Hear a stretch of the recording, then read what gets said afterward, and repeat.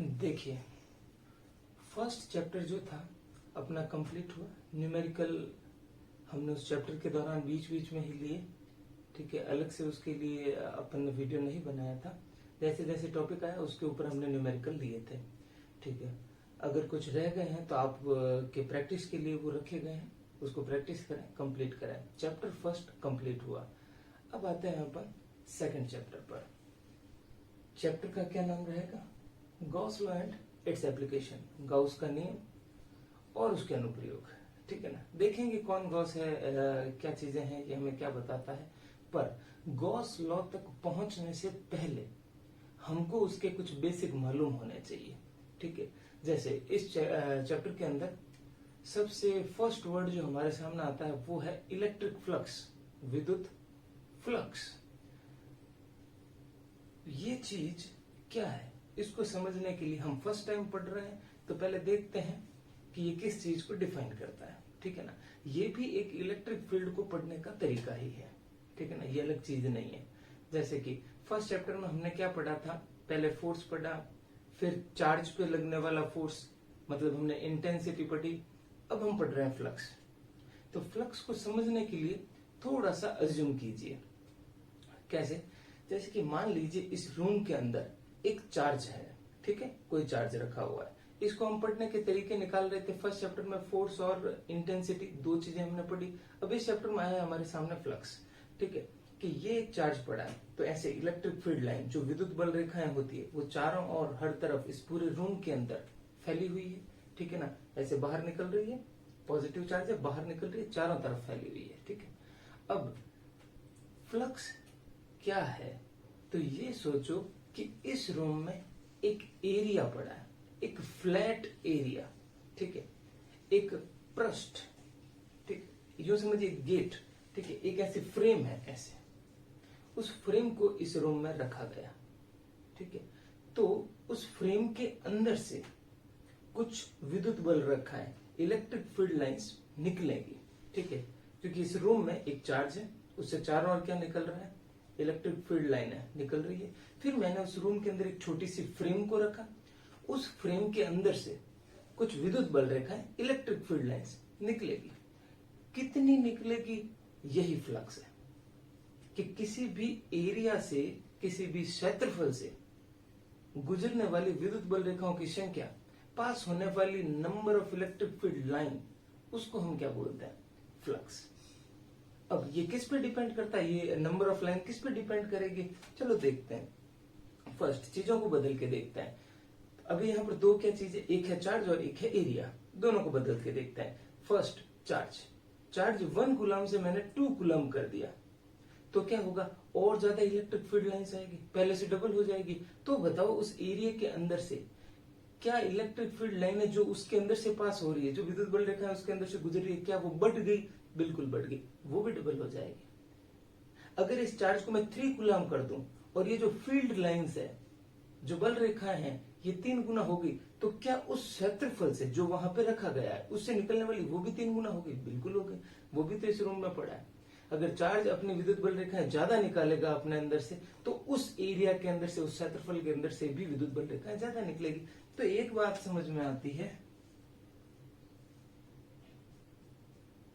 ये किसके समानुपाती है? फ्लक्स का सिंबल हम ऐसे देते हैं फाई।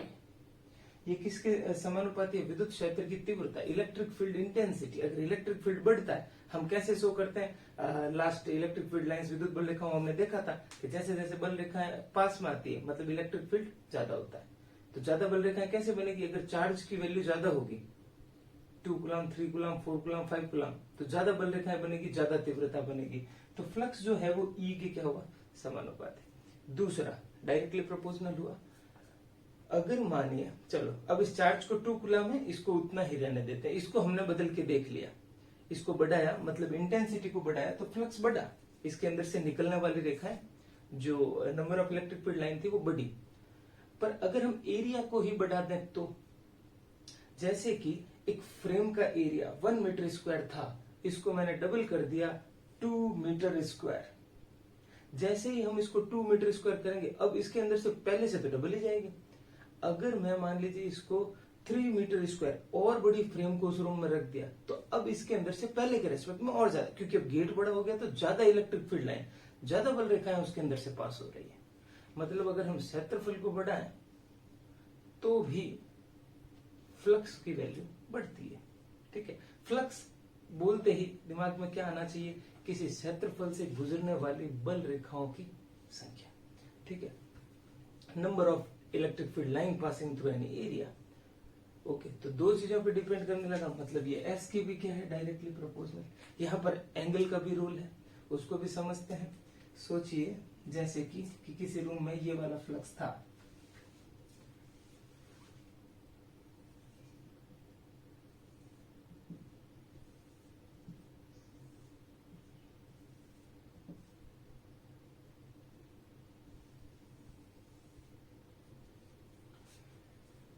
ये किसी रूम के अंदर वो इलेक्ट्रिक फील्ड लाइन जा रही है।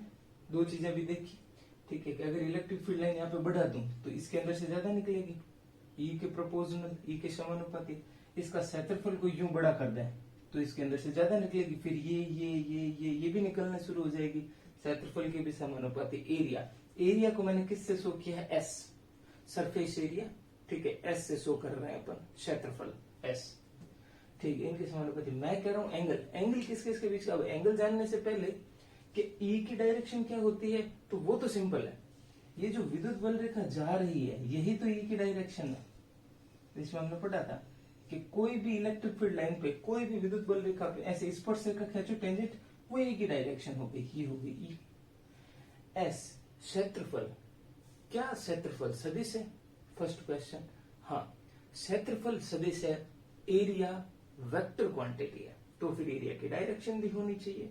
किधर होगी, ठीक है, जैसे कि ये एरिया है, इसकी डायरेक्शन क्या होगी, नॉर्मल टू दी सरफेस, पृष्ठ के लंबवत। ये समझ में आना चाहिए। ठीक है, ये बातें नहीं भूलनी है, बेसिक है, नहीं तो चैप्टर के दौरान दिक्कत होती है कि अगर ये सरफेस है तो ये क्या होगा, उसकी डायरेक्शन। जो पृष्ठ होता है उसके लंबवत किसकी डायरेक्शन होती है, क्षेत्रफल की। डायरेक्शन ऑफ एरिया जो होती है वो परपेंडिकुलर टू दी सरफेस। अगर सरफेस ऐसे है तो एरिया की डायरेक्शन ये हो जाएगी। सिंपल से समझते हैं, जैसे कि ये एक आई और ये जे, एक छोटा सा स्क्वायर है।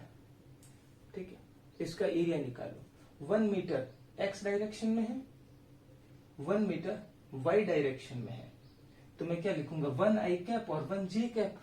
डायरेक्शन के साथ तो ऐसे ही लिखा जाएगा। इसका एरिया निकालो, तो एरिया क्या हो जाएगा, 1 आई इंटू 1 जे, मतलब आई क्रॉस जे। क्लास 11 में हमने पढ़ा है आई क्रॉस जे क्या होता है, कि ये भी 1 था, ये भी 1 था, ये भी 1 है, तो एरिया किधर है, देखो ये आई लंबाई, लेंथ, ये जे चौड़ाई। ठीक है, ब्रेथ, तो एरिया क्या होगा, लेंथ इंटू ब्रेथ। तो लेंथ इंटू ब्रेथ, लंबाई इंटू चौड़ाई किया तो ये क्षेत्रफल आ गया। के कहां होता है, कि अगर ये आई है, ये जे है, तो के कहां होगा, ये तीनों एक दूसरे पर 90 डिग्री होते हैं, यही तो होगा के, यहां ऐसे। तो इसके कहां पर आ रहा है, 90 डिग्री पर। के कहां होता है, आई पर भी 90 डिग्री होता है और जे पर भी 90 डिग्री होता है, तो ये एरिया, तो उसकी डायरेक्शन कहां आई, ये पृष्ठ के लंबवत, नॉर्मल टू दी सरफेस। तो एरिया की जो डायरेक्शन होगी वो क्या हो जाएगी, नॉर्मल टू दी सरफेस। ठीक है, अब ये सरफेस है तो एरिया ये ऐसे हो जाएगा। अभी इसमें सरफेस को ऐसे रखा गया है, एरिया ऐसे हो जाएगा।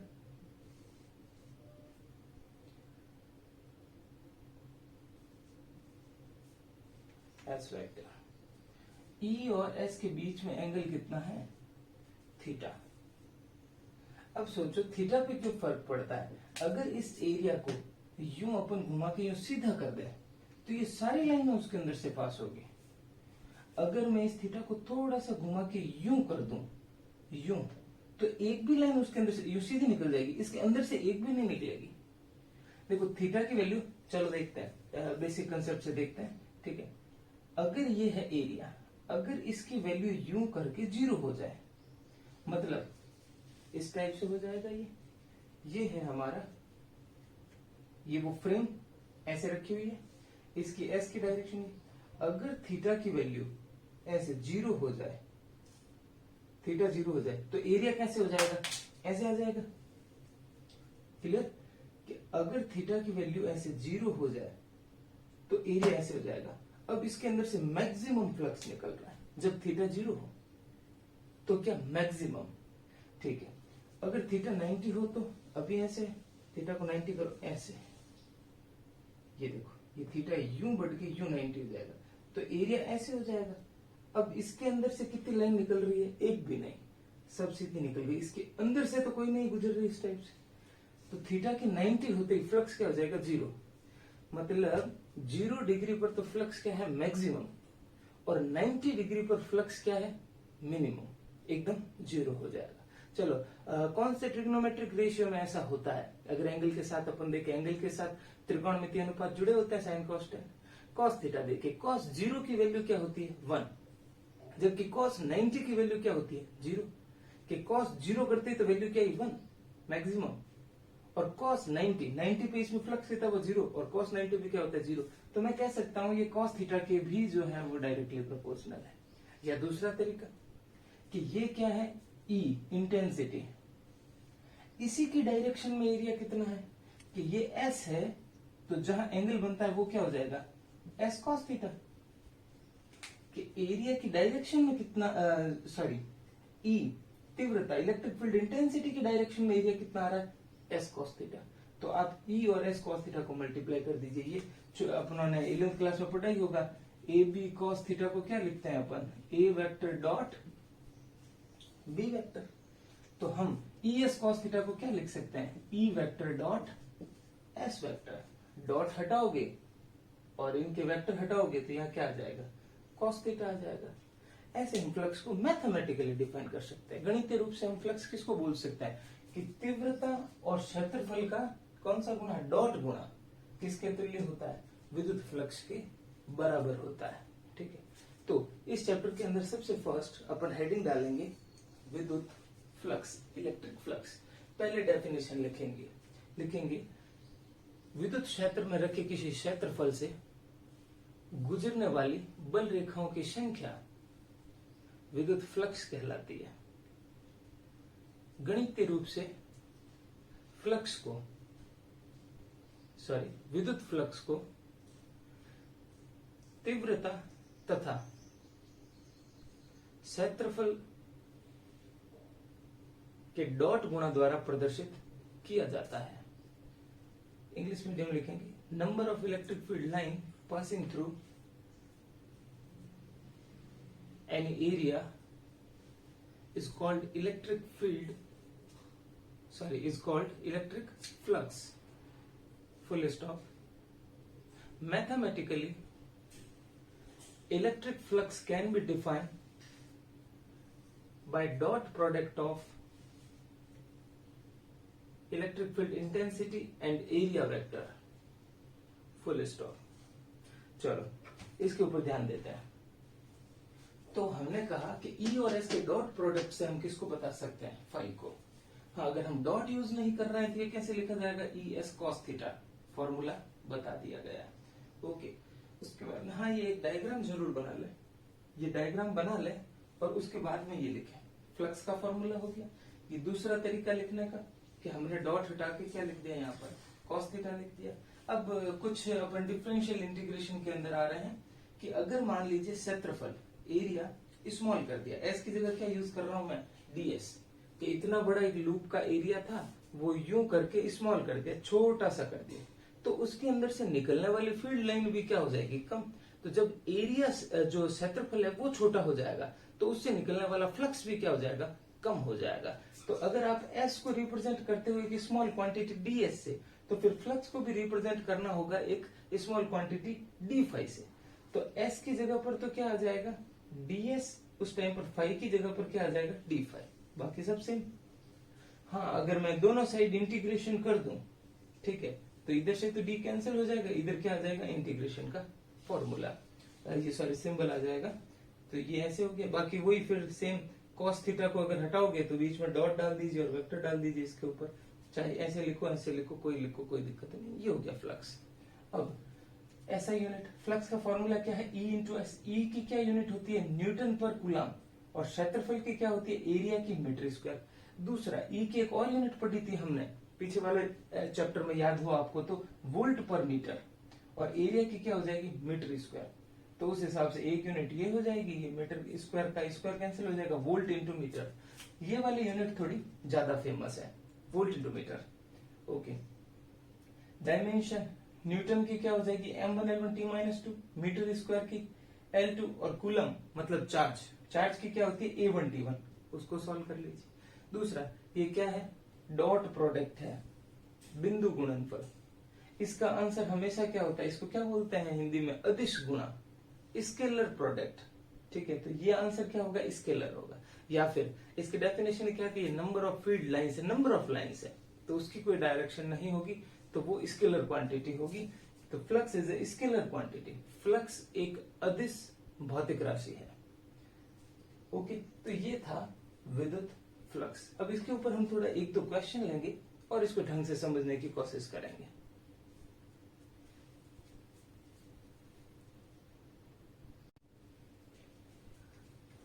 फ्लक्स पर बेस्ड कुछ न्यूमेरिकल देखते हैं। देखिए, हिंदी मीडियम के लिए मैं बोल दूंगा क्वेश्चन को। क्वेश्चन है first, find the electric flux through area this placed in electric field this.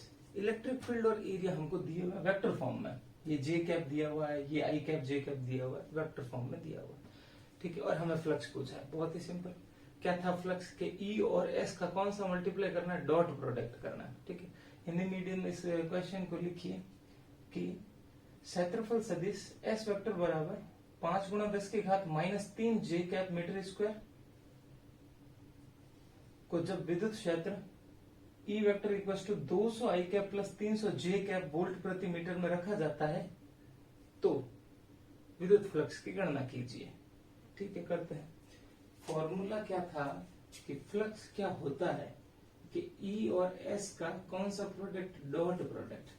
तो डॉट मल्टीप्लाई तो हमने सीखे ही है, अभी डॉट मल्टीप्लाई किस किस के करूं, ई कौन है 200 आई कैप, और ये हो गया आपके 300 जे कैप।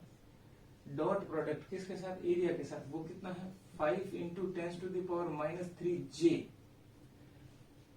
चलो, मल्टीप्लाई कैसे होता है, आई का आई के साथ, जे का जे के साथ, और के का के साथ। के तो इसमें है नहीं। चलो, अगर हम करें तो आई का मल्टीप्लाई कितना है इधर 200 मल्टीप्लाई, इसमें आई का मल्टीप्लायर नहीं है मतलब 0, प्लस इधर जे का जो मल्टीप्लायर है वो कितना है 300, इधर जे का मल्टीप्लायर कितना है 5 इंटू 10⁻³ हो गया। तो ये क्या आ गया 0 प्लस 1500 इंटू 10⁻³ ठीक है, तो इसको सॉल्व कर लें, आ जाएगा आपके, अगर 10⁻³ बनाए इधर तो 1.5 आ जाएगा, और पीछे फ्लक्स की यूनिट क्या आ जाएगी, वोल्ट इनटू मीटर। ओके, तो ये हो गया हमारे फ्लक्स।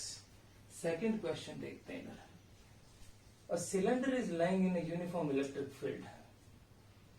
ये एक इलेक्ट्रिक फील्ड है,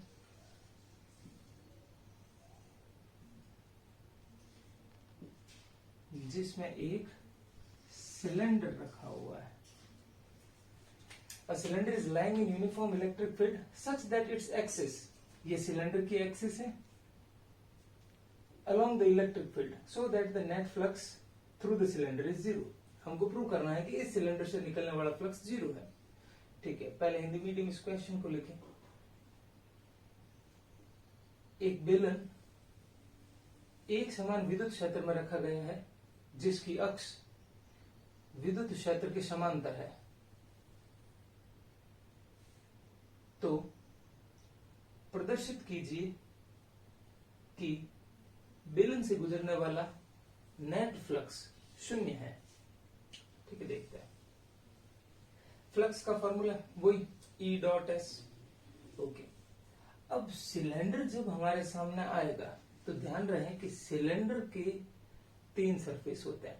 जब ये एक सिलेंडर बेलन, तो एक तो ऊपर से पैक होगा, ये क्या वृत्त सर्कल, एक नीचे क्या बनेगा वृत्त सर्कल, और एक इसका ये वक्राकार भाग जो कर्व्ड पोर्शन है ऐसे घुमावदार। ये 3 पार्ट होते हैं सिलेंडर के, ठीक है। चलो ये वाला जो है, ये वाला, इसको मैं बोल देता हूं एरिया S1 वेक्टर, और ये जो कर्व्ड पोर्शन है उसको बोल देते हैं S2 वेक्टर, और ये इधर वाला ये जो सर्कल है इसको बोल देते हैं S3 वेक्टर। 3 एरिया हो गए। तो इस पूरे का फ्लक्स क्या हो जाएगा, E vector dot ds vector S1, E vector dot ds vector S2 और E vector dot ds vector S3। Total हो गया फ्लक्स, इसका इसका और इसका ऐड कर दिया, पूरा सिलेंडर बन गया तीनों से, ये फ्लक्स होगा, ठीक है। अगर हम डॉट हटाएंगे तो क्या आ जाएगा, EDS cos थीटा S1 पर, EDS cos थीटा S2 पर, और फिर EDS cos थीटा S3 पर, ठीक है। तीनों को लिख दिया। अब एंगल चाहिए किस किस के बीच का, E और DS। DS का मतलब आप मान लीजिए ये छोटा सा एरिया, आप ओनली S भी लिख सकते हैं, कोई दिक्कत नहीं है, ओके। तो यहां पर एरिया की डायरेक्शन क्या होगी, S1 पे ये एरिया, तो एरिया की डायरेक्शन क्या होती है, ये सरफेस है पृष्ठ, इस पे 90 डिग्री, तो ये हो गया आपके DS वेक्टर, इसका ये एरिया, तो इस पे 90 डिग्री ऐसे, ये इसका भी है, ये कर्व्ड पोर्शन है, ये पृष्ठ है, इसके ऊपर ऐसे घूमेगा यूं, तो मुझे इसके ऊपर चाहिए ये 90 डिग्री। अब ये तो हो गई सबके DS एरिया की डायरेक्शन। अब हमको चाहिए इंटेंसिटी, तीव्रता, E की डायरेक्शन। E तो क्या होती है, दी हुई है, ये लाइन उधर, इलेक्ट्रिक फील्ड किधर जा रहा है, उधर, तो इलेक्ट्रिक फील्ड तो हुआ उधर, चाहे आप यहां लगाओ, चाहे यहां लगाओ, चाहे इस पॉइंट पे लगाओ, ये तीनों की किसके डायरेक्शन होगी, E की। अब थीटा चेक करेंगे, E और DS दोनों सेम डायरेक्शन में, थीटा कितना हुआ 0, यहां पर थीटा कितना हो रहा है 90, और इस सरफेस पे थीटा कितना हो रहा है 180, ठीक है। शुरू करते हैं अपन, S1 के ऊपर क्या हो जाएगा 180, तो F is equal to E DS cos 180, उसके बाद में क्या हो, ये S1 का, फिर E DS cos S2 के लिए, S2 के लिए एंगल कितना है 90, प्लस E DS cos, और S3 के लिए क्या हो जाएगा 0, ये रख दिया cos 0, सबकी वैल्यूज पुट कर देंगे। cos 180 कितना होता है -1, यहां पे देख लीजिए आप, cos 180 क्या होता है -1, cos 0 क्या होता है +1, और cos 90 क्या होता है 0, तो ये वैल्यूज पुट कर देंगे अपन। तो फाई इक्वल टू क्या हो जाएगा, ये तो क्या हुआ -1, तो ये तो नेगेटिव हो जाएगा, EDS प्लस, यहां पर cos 90 की वजह से, सॉरी cos 90 था, cos 90 इसकी वजह से पूरा क्या हो गया 0, cos 0 क्या होता है 1, तो ये क्या बच गया EDS, माइनस का EDS प्लस का EDS कैंसिल आउट हो गया पूरा ही, तो फ्लक्स क्या हो जाएगा 0। तो इस सिलेंडर के अंदर से पास होने वाला फ्लक्स 0 है। क्यों 0 है अगर हम समझें तो यहां से देखो, इस सिलेंडर के अंदर समझिए कि 10 लाइन एंटर हुई और इस सिलेंडर से बाहर निकली 10, तो ये बताओ कि सिलेंडर के अंदर से कितनी बार आई, सिलेंडर की खुद की लाइन कितनी थी 0, क्योंकि 10 बाहर से अंदर आई और वही बाहर चली गई, सिलेंडर के खुद के अंदर से कुछ नहीं आया। एक सिंपल, जैसे कि मान लीजिए एक रूम है, उसके ऐसे 2 गेट बने हुए हैं, इस गेट से 10 लोग एंटर हुए और उस गेट से 10 लोग निकल गए, तो बताओ रूम के अंदर पहले से कितने थे 0, जितने एंटर हुए उतने निकल गए। पर ये सोचो 10 लोग एंटर हुए और बाहर जो है वो 15 लोग निकले, 10 एंटर हुए 15 निकले, इसका क्या मतलब होगा कि 5 इस रूम के अंदर पहले से थे, वो इस रूम का नंबर है, ठीक है ना। बाहर से आए और सीधे पास हो गए, वो इस रूम का नंबर नहीं है। तो इसमें फ्लक्स 0 क्यों है कि वो ये जितना एंटर हुआ उतना का उतना जो है वो आउट हो गया, तो 0। अगर मान लीजिए कि सेम इसमें होता कि फ्लक्स 10 तो इनपुट है और 12 आउटपुट है, मतलब उसके अंदर का फ्लक्स कितना है 2। तो इसमें ऐसा केस नहीं था, एक सिलेंडर रखा हुआ था बस, तो ऐसे रखने से कुछ नहीं होगा, जितना एंटर होगा उतना आउट हो रहा है, ठीक है, तो इसका फ्लक्स 0 ही आएगा।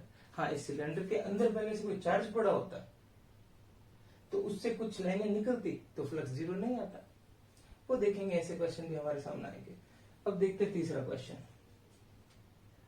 Circular seat of 5 centimeter radius is situated in uniform electric field of 5 into 10 to the power 5 volt per meter such that its plane makes an angle of 30 degree with field, then find flux।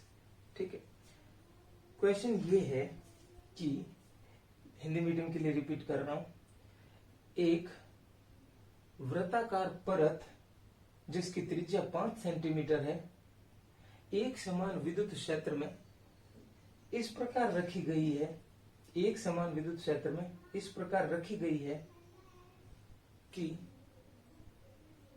विद्युत क्षेत्र के साथ परत का कोण 30 degree बनता है। तो ज्ञात कीजिए उस परत से निकलने वाला फ्लक्स कितना होगा जब विद्युत क्षेत्र का मान E बराबर 5 गुणा 10 की घात 5 वोल्ट प्रति मीटर है। ठीक है, ये चीजें दी हुई है।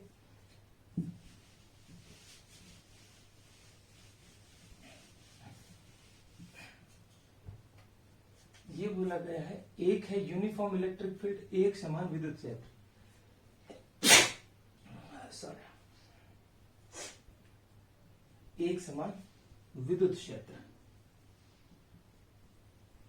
इसके अंदर कोई एक सर्कुलर सीट को ऐसे रखा गया है। ठीक है, सर्कुलर सीट, चलो मैं उसी डायरेक्शन में रखता हूं।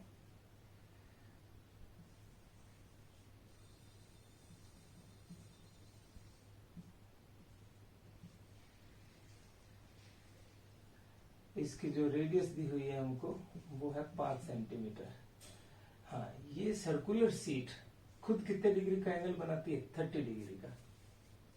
ओके, अब तो बताना है फ्लक्स कितना है। इस E की वैल्यू भी गिवन है हमको 5 into 10 to the power 5 volt per metre. तो फ्लक्स बताना है। फ्लक्स क्या होता है? E vector dot S vector, या फिर हम इसको क्या लिखेंगे?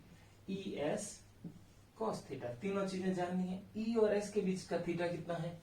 तो E कहाँ है? ये रहा E। S कहाँ है?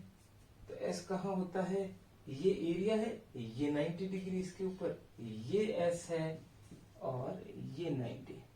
तो फिर E और S के बीच का एंगल कितना है? समझ रहे हो? क्वेश्चन में क्या गिवन था कि ये जो सीट है खुद परत, ठीक है ना, उसका एंगल 30 डिग्री है। अगर ये 30 है और ये पूरा 90 है तो ये कितना हो जाएगा? 60। हमारा थीटा जो है वो कितना होगा? 60, 30 नहीं होगा, ध्यान रहे। तो फाई इक्वल टू क्या हो जाएगा? E एरिया, क्षेत्रफल किसी वृत्त का, एक सर्कल का एरिया कैसे निकालते हैं? पाई आर स्क्वायर से। और ये हो गया कॉस थीटा। वैल्यू पुट कर देंगे। E की value 5 into 10 to the power 5, pi की वैल्यू 3.145 सेंटीमीटर, रेडियस थी 5 सेंटीमीटर, तो 5 सेंटी की जगह क्या आ जाएगा? -2 10 की पावर आर का स्क्वायर, और फिर आ जाएगा cos 60। cos 60 की वैल्यू पुट करो और फ्लक्स को सॉल्व करो। तो ये था हमारा फ्लक्स। अभी तक हमें फ्लक्स का फॉर्मूला समझ में आना चाहिए। ये डॉट प्रोडक्ट होता है E वेक्टर और S वेक्टर का।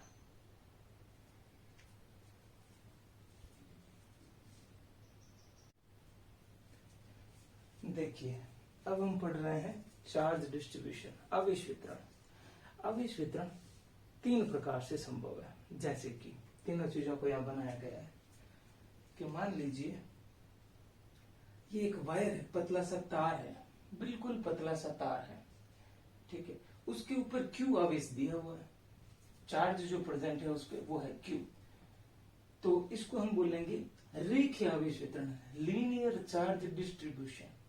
अगर मान लीजिए एक पतला सा पेपर है, तो पेपर के पास क्या होता है? उसका सरफेस एरिया, उसका पृष्ठ का क्षेत्रफल। तो उसके पृष्ठ पे, क्षेत्रफल पे मान लीजिए Q आवेश दिया हुआ है, तो हम इसको बोलेंगे पृष्ठ आवेश वितरण। Okay, surface charge distribution. और अगर मान लीजिए कोई सॉलिड चीज है ऐसे बड़ी जिसका आयतन v है, गोला, स्फीयर हो सकता है, क्यूब, घन हो सकता है, कोई भी चीज, क्यूब, क्यूबॉइड, सिलेंडर, कुछ भी। जैसे कि मैंने यहाँ पे घन बनाया है क्यूब, इसके पूरे के अंदर चार्ज भरा हुआ है, उसके आयतन v में, आयतन में चार्ज भरा हुआ है, ठीक है, वॉल्यूम v में चार्ज भरा हुआ है, तो उसको हम क्या बोलेंगे, आयतन आवेश वितरण। तीन प्रकार के हैं, रेखीय आवेश वितरण, पृष्ठ आवेश वितरण, आयतन आवेश वितरण, linear charge distribution, surface charge distribution और वॉल्यूम चार्ज डिस्ट्रीब्यूशन। ठीक है, अब जैसे कि लीनियर पढ़ रहे हैं अपन, मैं कह रहा हूं कि 1 मीटर पे कितना चार्ज है, ठीक है, पर यूनिट लेंथ पे कितना चार्ज है, तो उसको मैं बोलूंगा लीनियर चार्ज डेंसिटी, मतलब रेखीय आवेश घनत्व। 1 मीटर पे कितना, टोटल चार्ज कितना है Q, तो 1 मीटर पे कितना होगा, तो हम बोलेंगे Q बाय L। तो ये क्या हो गया, लैम्डा, इसको क्या बोलेंगे, लैम्डा। तो ये हो गया आपके रेखीय आवेश घनत्व, लीनियर चार्ज डेंसिटी। अब डेफिनेशन क्या हो जाएगी, तो साथ साथ में मैं बोल रहा हूं, आप इसको अच्छे से नोट्स कवर करेंगे इसके। तो इसकी डेफिनेशन क्या हो जाएगी, charge present on per unit length of wire is called linear charge density. ठीक है, तो एकांक लंबाई पर उपस्थित आवेश का मान रेखीय आवेश घनत्व लैम्डा कहलाता है। तो लैम्डा का फॉर्मूला क्या हो जाएगा, Q बाय L। ओके, अगर इसकी हम यूनिट लिखें तो क्या हो जाएगी, कूलम पर मीटर। डायमेंशन लिखेंगे तो क्या हो जाएगी, कूलम की तो क्या होती है A1 T1 और मीटर की क्या हो जाएगी, ये L-1, ये ऊपर आएगा तो -1। और अगर अपन डिफरेंशियल के फॉर्म में लिखें तो वो dq बाय dl हो जाएगा। जरूरत के हिसाब से dq की जगह पे हम लैम्डा dl पुट कर सकते हैं, ऐसे फिर क्या किसी भी टाइप से लिखो। ओके, अगर है पृष्ठ आवेश घनत्व तो हम बोले, अब इस बार क्या है क्षेत्रफल, एरिया, तो हम बोलेंगे 1 मीटर स्क्वायर पे कितना चार्ज है, charge present on per metre square is called surface charge density. एकांक क्षेत्रफल पर उपस्थित आवेश का मान पृष्ठ आवेश घनत्व कहलाता है। इस बार क्यू में किससे डिवाइड हो जाएगा, क्षेत्रफल, एरिया एस से, तो इसको क्या बोलेंगे, सिंबल सिग्मा। इसकी यूनिट क्या हो जाएगी, coulomb per metre square. Coulomb की तो क्या हो जाएगी, dimension A1 T1, metre square ऊपर आ जाएगा L-2। बाकी डिफरेंशियल के फॉर्म में आप लिख सकते हैं, सिग्मा इक्वल टू क्या हो जाएगा, dq बाय ds, इस टाइप से लिखो। Okay, next volume charge density, तो क्या हो जाएगा, पर यूनिट वॉल्यूम में कितना चार्ज है, तो इसकी डेफिनेशन क्या लिखेंगे, charge present on per unit volume is called volume charge density. Okay, एकांक आयतन में उपस्थित आवेश का मान आयतन आवेश घनत्व कहलाता है। ओके, तो इसका सिंबल क्या दिया हुआ है, रॉ। तो रॉ का फॉर्मूला क्या हो जाएगा, Q बाय, इस बार किससे डिवाइड लग जाएगा, V, वॉल्यूम आयतन से। तो इसकी यूनिट हो जाएगी आपके coulomb per metre cube. Dimension हो जाएगी A1 T1 L-3, dq bye dv भी लिख सकते हैं। ओके, तो ये थी कुछ चीजें कि per unit length, per unit area, per unit volume, एकांक लंबाई, एकांक क्षेत्रफल और एकांक आयतन पर उपस्थित आवेश का मान जो होता है वो क्रमशः क्या होता है, रेखीय आवेश घनत्व, पृष्ठ आवेश घनत्व और आयतन आवेश घनत्व। ठीक, तो ये था कुछ बेसिक। इसके बाद में हम गॉस लॉ, गॉस का नियम जो हमारे चैप्टर का नाम है, उसकी तरफ आगे बढ़ेंगे।